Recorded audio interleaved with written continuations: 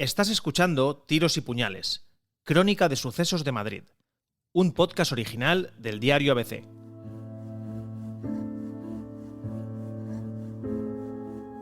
Los seres humanos tendemos a olvidar los detalles más crueles de las peores experiencias que sufrimos, los que solo suman dolor al dolor. En nuestro cerebro hay cajoncitos cerrados con llave que están llenos de esos recuerdos que no queremos volver a visitar, tal vez por miedo a que nos destruyan. Pero hay otro tipo de recuerdos relacionados con nuestras emociones que no caben en esos cajoncitos, como echar de menos a alguien que no sabemos dónde ni cómo está, o la ansiedad que nos mantiene alerta para no dejar de buscar a aquel al que perdimos la pista. La caja de Pandora de la familia Canal se destapó a bordo de un taxi. A ese vehículo se subió por puro azar Juana, una mujer joven, rubia, alegre y trabajadora, que olvidó allí su bolso.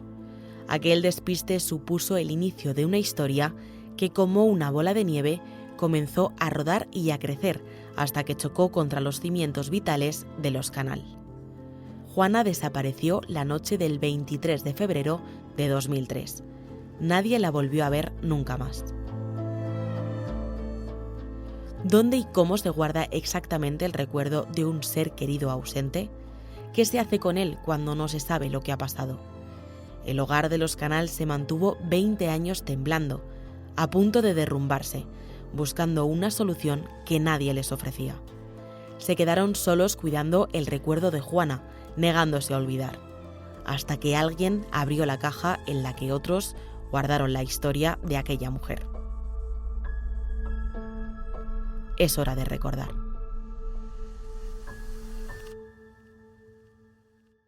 Esta crónica comienza a finales del año 2019, en medio del campo.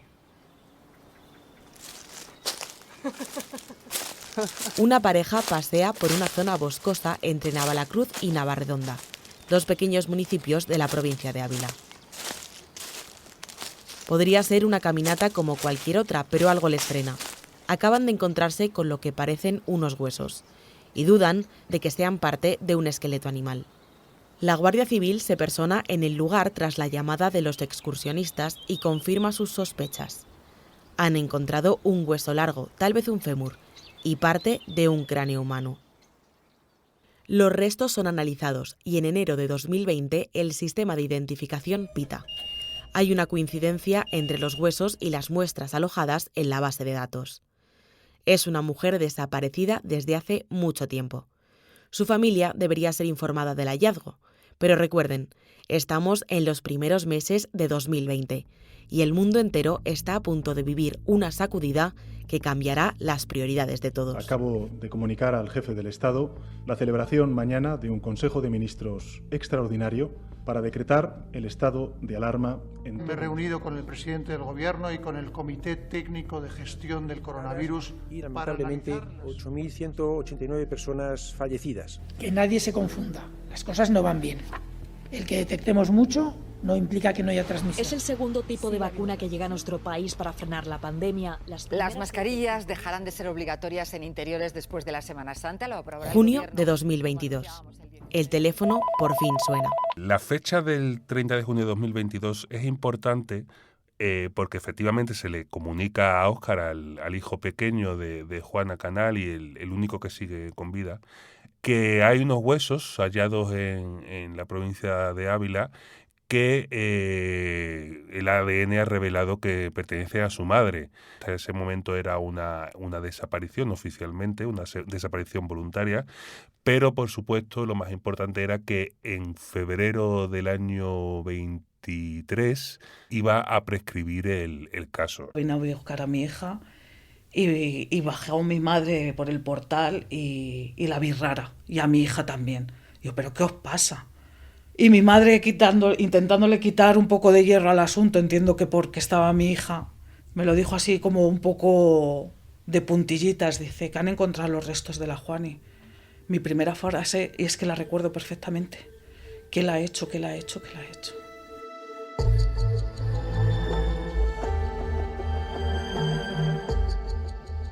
La doble muerte de Juana Canal. Episodio 1. El piso de la calle Boldano.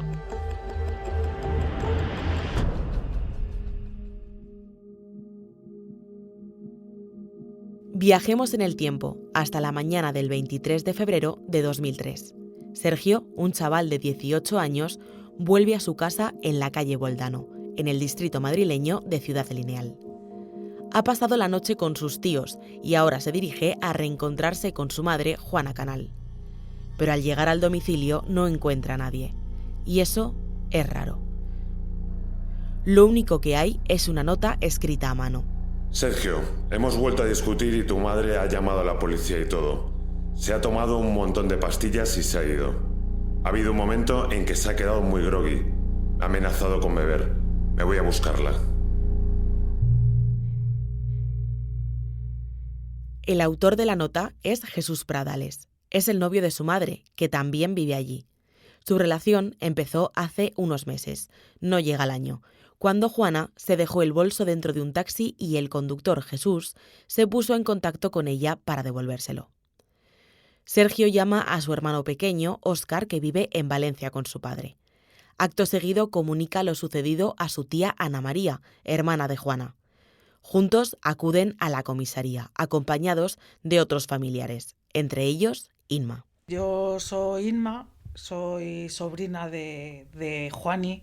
El primer día que Sergio vio la carta fue con mi tía Ana a la comisaría y el mito que no es mito le dijeron que tenía que esperar a poner una denuncia por desaparición, que no la podía poner.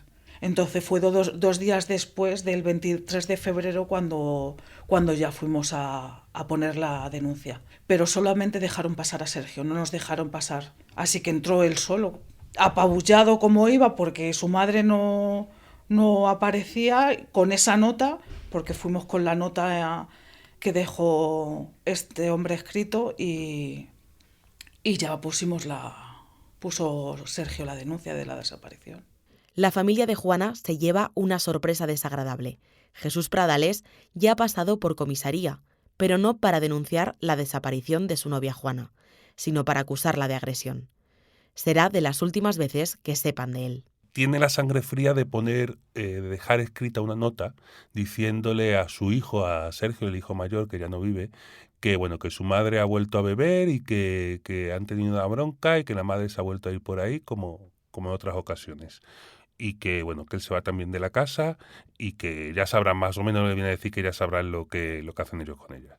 Soy Carlos Hidalgo, periodista de sucesos del periódico ABC.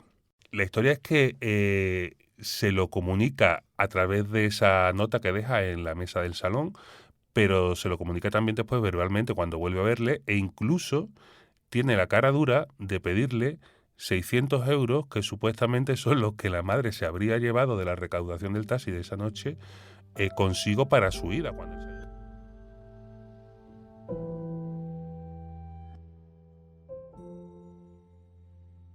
Me lo reprocho, ignorábamos mucho de cómo iba su vida en ese momento. Y me lo reprocho porque podíamos haberla preguntado más veces, ¿cómo te va, Juanis? Cualquier cosa. Y no lo he hecho, pensando que la iba bien. Era una relación corta, llevaban meses, nada más. Meses. La persona a la que están escuchando es Carmen. Es la madre de Inma y también la hermana de Juana. Pues era una persona muy cariñosa. Era muy cariñosa. Con sus hijos, intentando sacar siempre lo mejor de ellos. Siempre. Para ella, los chicos eran... Cierto que tuvo una mala relación con su marido, pero bueno, eso no pasa a mucha gente. Se separan y ahí se quedó, que se separaron. Y luego pues dedicarse a sus hijos y a su trabajo. Siempre ha estado con el trabajo y con los chicos. Él pronto se fue a vivir allí al piso de la calle Boldano, que está muy cerca de Ciudad Lineal, es una boca calle de la calle Alcalá, una calle pequeñita.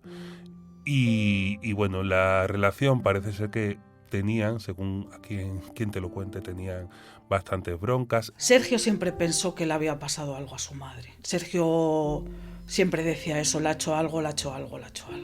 Pero las sospechas de la familia, de su hijo, surten poco efecto en comisaría. Allí están convencidos de que la mujer se ha marchado por su cuenta y riesgo. Lo califican de desaparición voluntaria y descartan la participación de Pradales, que maniobra para librarse de las sospechas. Sergio era un niño de 18 años y la denuncia está manipulada por lo que le dejó él en la nota, de que su madre había bebido y había tomado pastillas. Y la policía se quedó con eso. Todo el mundo se quedó con eso. Juana llevaba una vida normal, quizá hubiera tenido un traspiés hacía tiempo con la bebida, pero nada que se hubiera trasladado hasta ese momento de la relación. Estaba totalmente bien, sana, y la dibujaba como una persona un tanto quizá desquiciada o que buscaba broncas entre ellos, como para justificar también lo que pasó esa noche, ¿no? También tiene la sangre fría, creo que es al día siguiente de aquella noche de 2003, de irse a la comisaría de Carabanchel y poner una denuncia contra Juana, asegurando que la había agredido aquella noche, que se había marchado y que también le había dejado de ver un dinero, cuando sabía perfectamente lo que estaba haciendo. Realmente lo que intentaba Pradales en ese momento era elaborarse una coartada de cara a una investigación que después no existió. En los años posteriores no existió. No es que no se tuviese en cuenta tanto la denuncia, sino que las primeras gestiones que se realizaron pues llevaron a la conclusión de que la desaparición de Juana Canal había sido voluntaria. En ese caso yo, por ejemplo, no formaba parte del equipo investigador, pero sí que conozco que, por ejemplo, se tomó declaración a una amiga de Juana que manifestó que Juana tenía una vida muy desordenada, que tenía problemas con el alcohol, que desaparecía habitualmente, que se marchaba de casa y volvía a los días en estado de embriaguez. Yo soy Fran Márquez y soy oficial de policía del Grupo Primero de Homicidio de Comisaría General de Policía Judicial. El agente Márquez era demasiado joven como para formar parte de la policía en 2003, pero sí que es uno de los miembros del equipo de investigación que se pone en marcha en 2022 a raíz del hallazgo de los huesos en Ávila. Imagino que en una comisaría de distrito como Ciudad Lineal, en la que el volumen de trabajo en la época pues seguramente sobrepasaba los medios técnicos y personales que tenía la comisaría en ese momento, pues al final cuando estás constantemente recibiendo otros temas que sí son delictivos y se te acumulan las carpetas de trabajo, por así llamarlo, pues no tengo ninguna duda que voluntariamente o de mala fe no se dejara de investigar este caso, sino que fue algo pues que desgraciadamente por las circunstancias del momento pues fue dando por hecho que era una desaparición voluntaria, pues fue quedándose atrás y desgraciadamente pues no se le dio la importancia o el sentido que había que darle. Aunque Márquez trate de encontrar una explicación razonable a lo que ocurrió en aquellas fechas, la realidad de aquel momento es clara. Una mujer desaparece de la noche a la mañana y nadie parece interesado en encontrarla, ni siquiera en confirmar la teoría de que por una pelea de pareja ha cogido las de Villadiego y se ha marchado abandonando a sus hijos sin mirar atrás. No hace falta rascar mucho para entender que aunque la gente quiera defender la actuación de aquellos compañeros, es complicado empatizar con ellos, sobre todo cuando surge un detalle tan relevante como sangrante, que la noche de la desaparición, la policía ya estuvo en casa de Juana. Yo hubo un artículo que escribí sobre este caso que lo titulé La doble muerte de Juana Canal, porque no es solo lo que no hizo la policía después de los hechos, sino lo que no hizo durante los hechos. Esa misma noche se recibe una llamada, creo que era en torno a las 1:30, a las 2 de la mañana, en la emisora de la policía, Juana, pidiendo ayuda porque hay una discusión y está Jesús, su pareja, en ese momento está pues bastante violento con ella. Acude una patrulla de la policía. Cuando llaman a la puerta, sale Jesús y le dice que no pasa nada, que es una discusión y que está todo tranquilo. A partir de, ahí tendríamos el primer gran error, que es no indagar nada más. Puede que hoy aquella actuación policial nos chirríe, pero hay que recordar que estamos hablando de 2003. En ese momento quedaban casi 2 años para que entrara en vigor la Ley Integral contra la Violencia de Género. Los protocolos de actuación eran muy distintos. La sensibilidad ante estos casos también. Hoy en día esta actuación que se desarrollase de la misma manera sería impensable. La mera manifestación de la mujer de que está siendo agredida por su marido conlleva la detención del autor en este caso. Se trataba como una reyerta normal. Aquella noche, a las 3 de la madrugada, la pareja de agentes se marcha, sin saber que serán los últimos en ver con vida a Juana. Y lo peor de todo llega cuando la familia denuncia y por parte del comisario de entonces se empeña en decir que nada, que Juana se ha ido, que es que si lleva una vida de tal manera, de la otra, que no se tienen que preocupar, que ella volverá, que es una persona mayor de edad, tenía 38, 39 años en ese momento, y que Jesús además, porque claro, rápidamente le dieron las sospechas de que podía ser este sujeto el que hubiera hecho algo a su madre, ¿no? Y que nada, que no se preocupara, que Jesús no mataba una mosca. A mi madre le habíamos ocultado todo esto. Mi madre no sabía que había desaparecido en ese momento.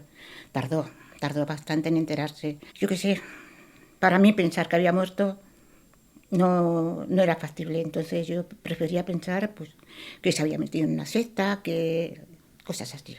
Y a lo mejor dejé esa sensación también en la comisaría. No, pero no nos podemos echar la culpa. Yo creo que no nos podemos echar la culpa. No hicieron nada.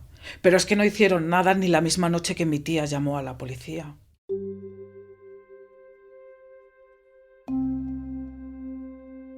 Nada. Eso fue lo que la familia Canal recibe de las autoridades.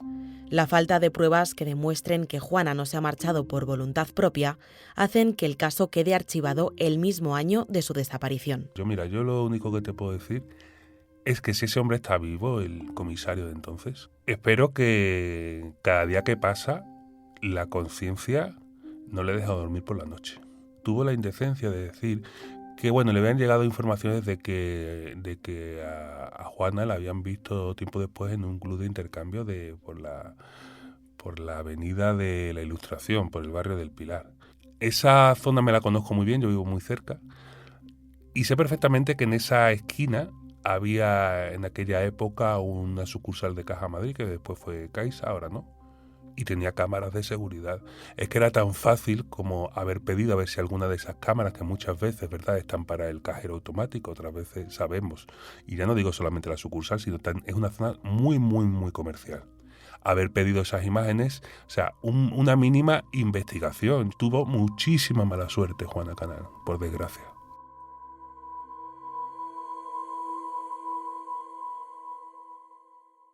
Archivar un caso de desaparición es lo peor que le puede pasar a una familia que busca a alguien. Es una especie de doble confirmación de que esa persona no va a volver de forma voluntaria.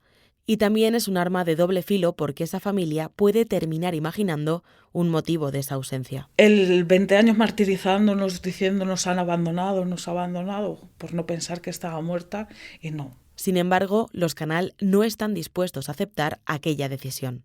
Algo sigue sin encajar en la historia. Es imposible que Juana los haya abandonado así. Porque adoraba a sus hijos. Porque adoraba a su madre. Para ella, su madre, había una relación un poquito de que ahora te quiero o no te quiero, pero siempre... La tenía en un altar, a mi abuela. La familia se vuelca en buscar a Juana, en impedir que su desaparición caiga en el olvido. Mi madre fue a programas, estuvo en el Quién sabe dónde, estuvo en Telemadrid, estuvo en varios programas. Hemos hecho lo que hemos podido, lo que ha estado al alcance de nuestra mano. Pero la desesperación y el paso del tiempo se lleva por delante a los Canal, que ven cómo pasan los años y no consiguen una sola pista, un pequeño destello de esperanza. ¿Tú te imaginas salir siempre a la calle y ver una cabeza rubia, una persona delgada, y salir corriendo detrás de ella hasta que la veíamos la cara? Bueno, Juan Valderrama Granada, no nos despistemos de lo importante, que son 15 preguntas que te voy a hacer yo en breve tiempo. Carmen comienza a ver fantasmas hasta cuando se sienta en el sofá a ver sus programas favoritos. Estar viendo la televisión, programas, concursos, a mí son los que más me gustan, sabes que hay público, entonces pendiente de ver si veíamos a Juani. Toda la vida, así, ha sido todo. Sin saber qué prefieres, pensar que está viva o que está muerta. O lo que dice mi madre, le ha cogido una secta. Mi abuela, yo recuerdo a mi abuela que decía, ¿y si me necesita? ¿Y si me necesita? Cada 2 por 3 acudirán a la policía a preguntar si ha habido algún avance, si se sabe algo nuevo. Nunca encontrarán respuesta. De hecho, los padres de Juana fallecieron sin saber qué había pasado con su hija. Su hijo Sergio, que era quizá la persona más cercana a ella y a Jesús en el momento en que todavía no era pareja, También falleció, desgraciadamente, creo que fueron 7 años después de lo que le ocurrió a su madre. Y además a él le afectó muchísimo, a toda la familia le ha afectado, pero quizás porque ese fuera una persona un poco más sensible, no lo sé, le afectó muchísimo todas las circunstancias, ¿no?, del suceso y acabó pues muriendo muy joven. Al dolor de no saber nada de Juana se suma el sufrimiento por ver que nadie quiere buscarla y que ni siquiera se preocupan por saber cómo se encuentran ellos. No ha habido nadie hasta que estos chicos encontraron sus restos. Yo me acuerdo el día que nos llamó mi tía Ana a mi madre para decir que habían llamado a la Guardia Civil. El 30 de junio de 2022 suena el teléfono de Óscar, el hijo pequeño de Juana. La Guardia Civil le comunica que han identificado los restos de su madre. Pero si recuerdan lo que les hemos contado al inicio del podcast, sabrán que los huesos fueron hallados a finales de 2019. ¿Qué pasó en ese intervalo de tiempo? Ya para completar el panorama, pues efectivamente los restos creo que se encuentran un 19 de noviembre del año 19, o en el mes de noviembre del 19, una pareja que digamos que iba buscando intimidad, pero ahí también hay un error, que mala suerte tuvo Juana, y es que no se cruzaron, digamos, los datos con las muestras de ADN de la familia, que además tampoco está muy claro dónde andaban esas muestras de ADN, y no es hasta junio del 22, 2 años y medio largos después, que esa información llega a la Policía Nacional, que es quien llevaba la investigación de la desaparición, bueno, la no investigación de la desaparición. ¿Qué había ocurrido ahí? Pues que el paraje de Ávila es territorio de la Guardia Civil, y la desaparición de Juana es en la ciudad de Madrid, que evidentemente corre a cargo de Policía Nacional. Con este asunto, tanto por parte de Policía Nacional como por Guardia Civil, siempre se ha mantenido la mayor transparencia posible, y la verdad es que fue un error administrativo que desgraciadamente, pues si cabe, añadió más dilación a este tema. La época de pandemia fue bastante complicada porque la mayoría de servicios judiciales, la mayoría de servicios con los que solemos trabajar, pues estaban en servicios mínimos y solo se atendían las cosas prioritarias, urgentes y demás. Para mí esa es la excusa. La pandemia ya tiene la culpa de todo. Otra de las cosas que hizo este personaje fue que mi primo Sergio, el que puso la denuncia, no superase nunca que su madre la abandonase. Pues claro, quiere pensar que está viva. Y mi primo falleció. Entonces, como fue el que puso la denuncia, los juzgados se pasan 2 años escribiendo a mi primo que ha fallecido, mandándole cartas y cartas y cartas. Policía y Guardia Civil se reúnen con la familia para reconocer los errores cometidos hasta el momento y, sobre todo, para anunciarles que la investigación está reabierta. Los 2 grupos de homicidio, lo primero que hicimos fue unirnos y fuimos 16 personas pendientes de este tema, porque le quedaban 6 meses y había que poner toda la carne en el asador. Sabíamos que era muy difícil y así se lo transmitimos a la familia, pero también le dijimos y cumplimos con que íbamos a poner todos los medios técnicos y humanos que tuviésemos para intentar de alguna manera solventar esos errores que se habían cometido. El momento de la reapertura de la investigación es decisivo. Quedan tan solo 6 meses para que se encuentren pruebas o el caso quedará definitivamente cerrado. ¿Qué siente un agente ante el inminente carpetazo de un posible crimen? Presión, la verdad. Presión, siente frustración. Es muy frustrante porque, a ver, ahora suena muy, muy evidente, pero realmente en el momento en el que te plantean un puzzle, cuando te dan el puzzle por piezas, es muy difícil ver que todo forma parte del mismo entramado. Para resolver este puzzle, los 2 equipos de Policía y Guardia Civil deben repasar todas y cada una de las pruebas y escenarios que no se revisaron en el pasado. Esto incluye volver al origen, el piso de la calle Boldano, 20 años después de aquella primera y fallida intervención. Y ahí llegamos al otoño del año 22, que es cuando en el piso de la calle Boldano, que evidentemente ahí ya no vive Juana ni su familia, porque además era de alquiler, vive otra familia que está alquilada, la dueña sigue siendo la misma. La policía pide permiso a esa dueña para hacer un registro en condiciones, el que no se hizo en su día, y salta la noticia de que hay un registro allí. Se habían repintado puertas, paredes, creo que se había cambiado incluso el suelo, con lo cual lo que hizo la policía científica fue intentar levantar un poco de pintura nueva de la que se había aplicado en toda esa zona. Lo que se encontró fue una gota de sangre en el lavabo, pero claro, una gota de sangre en el lavabo, por mucho que estuviera dentro de la cañería, puede ser de cualquier persona que se haya estado afeitando, por ejemplo, en el lavabo y haya sangrado. Sabíamos que era increíblemente difícil porque 20 años después pues es un lazo de tiempo bastante grande como para que queden restos biológicos, que es prácticamente, no te voy a decir imposible, pero es muy difícil. La inquilina nos manifestó que cuando ella llegó a la casa pues había varias puertas de armarios y de puertas de acceso a dormitorio que estaban golpeadas, que habían tenido que arreglar ellos y demás, que sí que mostraban pues eso, cierto acto de violencia, ¿no? Por lo menos. El calendario va restando días y sitúa a los agentes a finales de septiembre con pocos avances. Se niegan a archivar el caso sin saber lo que realmente ocurrió y activan un dispositivo de búsqueda de restos mortales en el lugar donde aparecieron los huesos. Hay que comparar como, digamos, imágenes totalmente distintas del mismo espejo, la investigación que se hizo o la no investigación de 2003 con la investigación de 2022. Tanto es así que cuando toman ya por fin las riendas de las pesquisas, la Central de Policía Nacional y la Guardia Civil, acuden al paraje.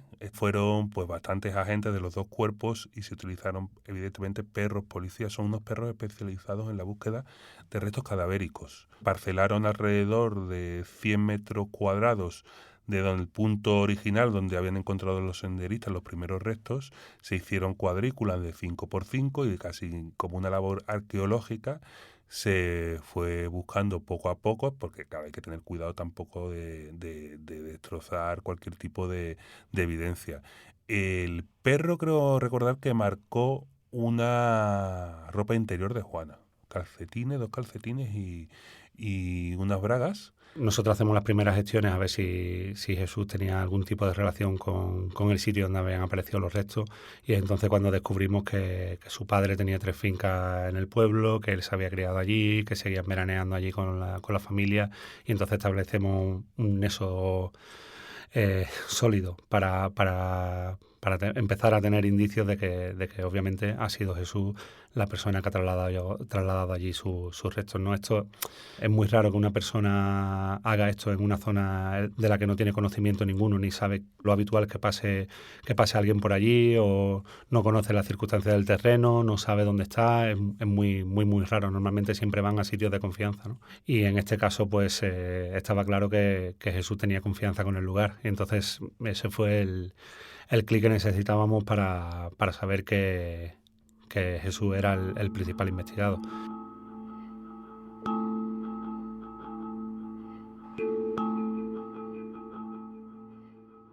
Pradales, aprovechando pues que nadie iba contra él en aquel momento, se fue a vivir con sus padres a Carabanchel. Se tendría en ese momento 39 años aproximadamente, 38, 39 años, más o menos como Juana. Dejó el taxi y se casó con una mujer que había conocido hacía poco tiempo, y bueno, cambió de vida, tanto es así que montó lo que se llamara un food truck, lo que siempre hemos conocido como un puesto de hamburguesas, y se dedicaba a eso. Había tenido sus hijos también, nadie sabía nada en su familia. Él le había dado la versión a su mujer actual, sí que le había contado que había tenido una relación con Juana, y que la versión que él le había dado más o menos era la misma, ¿no? Que esa mujer se había ido, que estaba loca y que él no volvió a verla ni nada y bueno. A este rompecabezas le siguen faltando piezas, pero las autoridades tienen la certeza de que Pradales estuvo implicado en la muerte de Juana.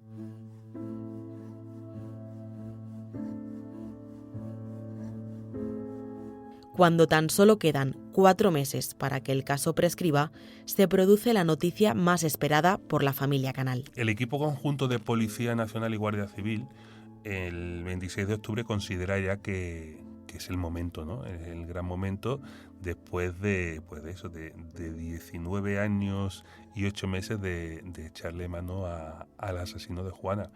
Y ese día es el día D, a las 9 de la mañana. Suelen ser detenciones, y más cuando están previstas, que se hacen muy temprano por la mañana, y acuden al domicilio, le detienen. Él sabe por lo que van. Aunque parezca muy obvio, aunque en un primer momento cualquiera lo vea y diga, pues está claro, ¿no? Esto ha sido él. Al final lo nuestro no se trata de una deducción lógica, se trata de una deducción probatoria. Tenemos que ir probando cada caso. Entonces, una vez que tienes ese elemento y sabes que la figura principal es Jesús y que esto seguramente sea un hecho delictivo, que se haya cometido un homicidio y que Juana haya sido enterrada allí por él y tal, ahí es cuando notas la presión y dices, no se puede ir, no se nos puede ir.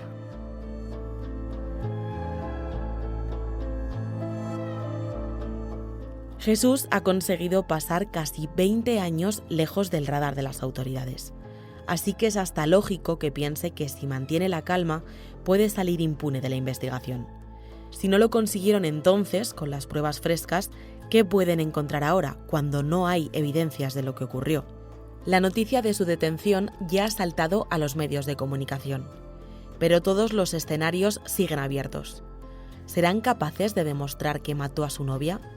¿O la muerte de Juana seguirá quedando impune? La doble muerte de Juana Canal es un podcast original del diario ABC, narrado por Blanca Nava y basado en las crónicas del periodista Carlos Hidalgo. El guión es de Blanca Nava y de María Romero. Diseño gráfico, Rodrigo Parrado. Grabaciones, Íñigo Martín Ciordia. Edición, Juan López Córcoles. Dirección, María Romero. Si te ha gustado este episodio, compártelo en redes sociales y recomiéndaselo a tus amigos. Y sobre todo, gracias por escuchar.